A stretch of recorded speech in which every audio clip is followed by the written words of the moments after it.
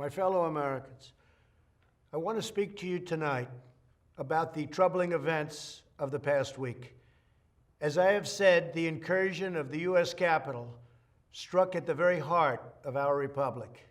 It angered and appalled millions of Americans across the political spectrum. I want to be very clear. I unequivocally condemn the violence that we saw last week. Violence and vandalism have absolutely no place in our country and no place in our movement. Making America great again has always been about defending the rule of law, supporting the men and women of law enforcement, and upholding our nation's most sacred traditions and values. Mob violence goes against everything I believe in and everything our movement stands for. No true supporter of mine could ever endorse political violence. No true supporter of mine could ever disrespect law enforcement or our great American flag.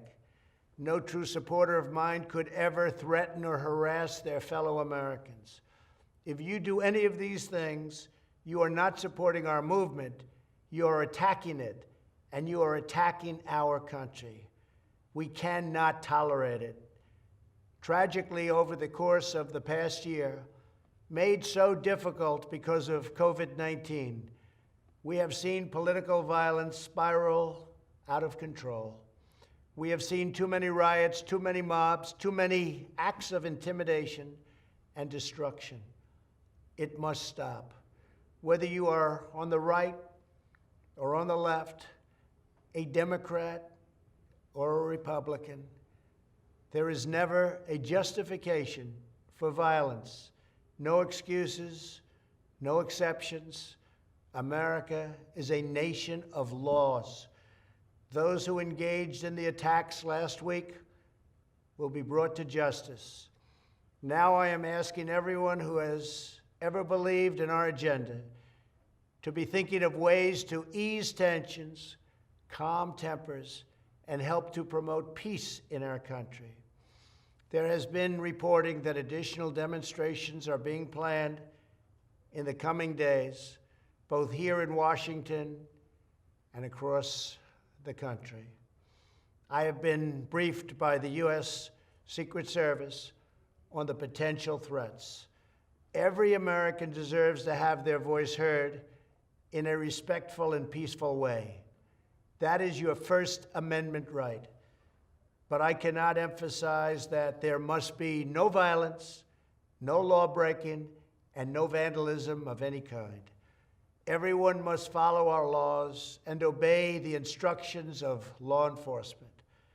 I have directed federal agencies to use all necessary resources to maintain order. In Washington, D.C., we are bringing in thousands of National Guard members to secure the city and ensure that a transition can occur safely and without incident. Like all of you, I was shocked and deeply saddened by the calamity at the Capitol last week.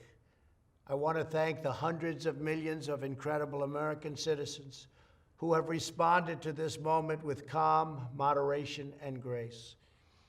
We will get through this challenge just like we always do. I also want to say a few words about the unprecedented assault on free speech we have seen in recent days.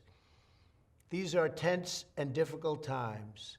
The efforts to censor, cancel, and blacklist our fellow citizens are wrong, and they are dangerous. What is needed now is for us to listen to one another, not to silence one another. All of us can choose by our actions to rise above the rancor and find common ground and shared purpose. We must focus on advancing the interests of the whole nation, delivering the miracle vaccines, defeating the pandemic, rebuilding the economy, protecting our national security, and upholding the rule of law.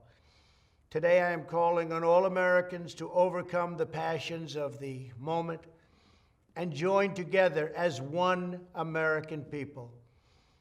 let us choose to move forward united for the good of our families, our communities, and our country.